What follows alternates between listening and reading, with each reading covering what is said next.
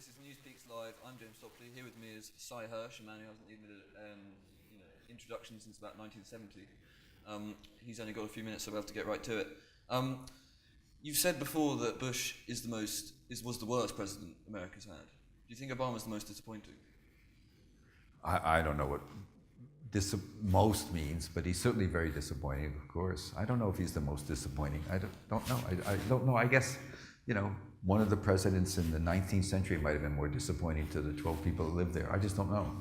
Because there was the whole momentum and the whole change thing, and it led up to him being another person in a suit. Well, there's just no question the foreign policy hasn't gone anywhere.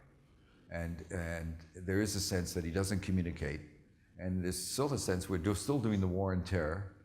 And I don't think we know the truth about some of the things we're doing. So, in that sense, he's terribly disappointing. I can't give you a question. I can't answer about most. Well, very. I mean, compared to other presidents before, what you thought was going to happen with them and what they said they were going to deliver, and then what they, but also, you probably had no expectations. Well, my God, I mean, we've had so many presidents. You're talking to somebody who lived in the years of Lyndon Johnson when the Vietnam War going. He's probably in my book. He's probably the most heinous because he was good on domestic things, but he had this horrible war that's in Vietnam from which we learned nothing. So it's the last 40 or 50 years are rich years. I like to say sometimes that the thing about America that people don't really appreciate is the extent to which since World War II, when you want to talk about racism, I think from World War II we went until Bill Clinton bombed the former Yugoslavia in 1999. Remember, 1998, 1999, there were bombings in the Balkans. That was the first time since World War II we actually started a war against people who were white. Before that, it had all been a war against the minorities. Yeah. So, America's been a pretty shaggy reputation for a long time, and now we're back into it all over the Middle East. That's disappointing. But I think Johnson was probably the worst in terms of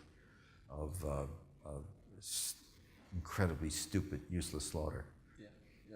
And do you think that young people are doing enough in terms of active journalism, sort of being out there and challenging governments, or do you think they're being complacent because more apathetic, less apathetic than when you were coming up? No, it sort of doesn't matter what I think in the sense. Do you know what I mean? It's I watch TV news a lot, and I used to watch it more. But when you have a reporter goes on, and if you took away the phrase "I think," they wouldn't be able to say anything. They keep on talking about what they think.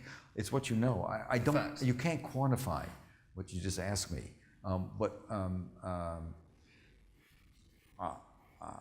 I think what happened in America, anyway, I don't know about Great Britain. I think what happened in America that's really troubling is we have a draft. We got rid of the draft. When I had to go in the Army, I was going to be drafted in. I went in the Army to avoid being drafted.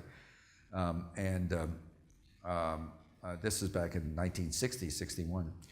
And so my bunkmate had just gotten his master's degree in art history, and there was a golf pro that was down before me. I used to help me all about how to play golf. In my unit, there were also kids from the most backward place in the world, but there was a certain amalgam of people. Now we have a Praetorian Guard, we have a professional army, and that bothers me because not that I want draft, I don't want anybody in the army, but you have an army that will do more heinous things if asked and not talk about it. So that's complicated. Professional army is complicated, and you have the same problem here. The army is sort of very much not connected to the society. That's my perception here. It's a working class more. Anyway. Yeah, well, I mean, you've made a big point about not just blaming the people at the bottom of the pier in terms of, the heinous acts that are committed. Oh no. In war. You've made a big deal out of actually bringing it up and showing how these people had a lot more, knowledge about these horrific incidents than they let on. Oh my God, yes. Look, I did. We were talking earlier about the story I did about the My Lai massacre. A group of American boys went out and killed 550 or something like that people. Maybe the numbers are ranged from 504 to 565, depending on how many bodies or where. But there were 500 people they slaughtered in one mission. And I learned about it a year and a half later. Many of them were back home. And I went off looking for them, and I found about 63 or 4, something like that. And I had little kids, 2 little children, myself and my family, and more than half of them I would have hired as babysitters. So, what the F? You say to us, what made them do what they did, or at least look the other way when it happened if they didn't participate and not talk about it? So there is something that's, I'm not a pacifist because I believe World War II was an appropriate war, but I haven't been able to figure out one rational since then. No. And certainly now in the Middle East, there's nothing rational. But talking about bringing it up to the responsibility of people who are higher up in the systems and often don't get the blame. You've referred to them as nincompoops, and it's very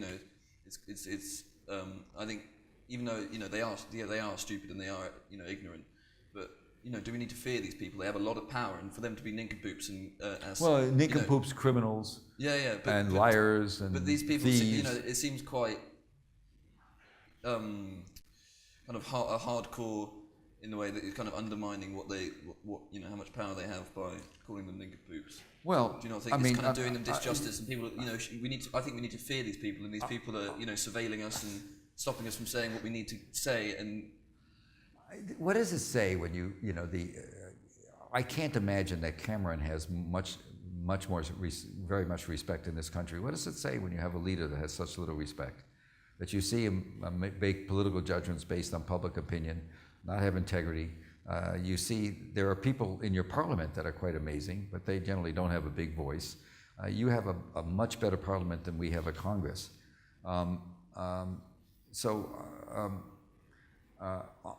I'm not worried about trashing the leaders. I'm sorry, it doesn't bother me at all. And I understand your concern, but I'm not bothered by it.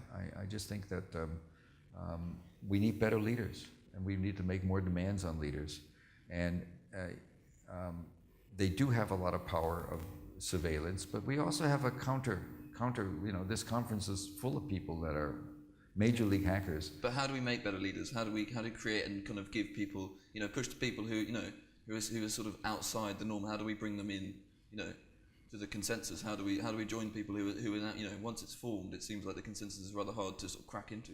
How the hell do I know? This isn't Plato's Republic. I don't know. Yeah. I don't know. I don't know how you do it. Yeah. But do you raise the standards of education?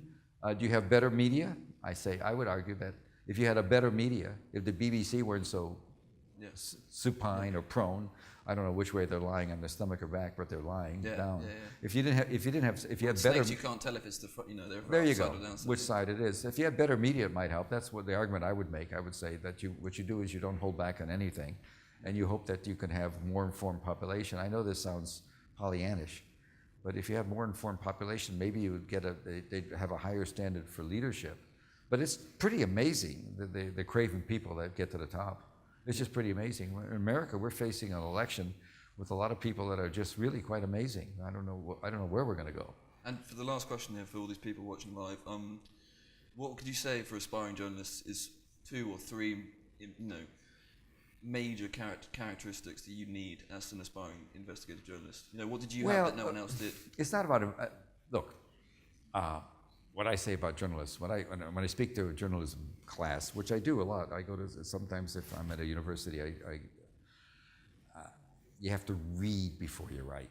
This is a tough thing to say. You really have to know what's going on. You have to read what's going on. You have to read before you write. And once you start writing, get the hell out of the way of the story. There's no such thing as a sensational story. There's a story that once you write it becomes sensational. But so, in other words, know enough to let the story tell itself. You don't have to advertise the story. I mean that very seriously. And but the basic thing is, that people will talk to you if you know something. People will respect you if you know something. I remember once, very early when I was a kid reporter, I was working for the Associated Press in the '60s. A cabinet minister said to me once. He said, "I'm so tired of people walking in and asking questions." And so I learned then, when I see somebody, I always try and have something they didn't know. To tell them. Well, it sort of sets up, in some cases, it sets up a wonderful competition. My God, you know something I didn't know? Here I am, I've come from corporate America, I'm making $1 million, and I'm now taking this job for $50,000 a year, and this punk kid knows something, I'm gonna tell him something he doesn't know. So I'm gonna have that, but basically, it's just a question of, It sounds terrible to say it, but read. I read a lot. You know, I try. I don't read as much as I should, but I read a lot. I read papers. I read magazines. A good range. Would you say, or do you? You can't believe I'm going back to Vietnam. I haven't been there in 40 some odd years. Wow. My family's pushing me, and I'm reading anthropology about the Vietnamese culture. Why not? I'm reading. Yeah. There's a Korean guy at the University of Cambridge I'm reading right now, who writes on anthropology. So you just read stuff. You read eclectically. You read a lot, and you get to know something. And I got to go back because I got friends that I got to speaking now. Fantastic. Yeah. Okay. Yeah, that's great. That was Seymour Hersh. I'm James Topley. This was NewsPeeks Live. Thank you very much. Chaos. Chaos. Thank you very much. You're brilliant.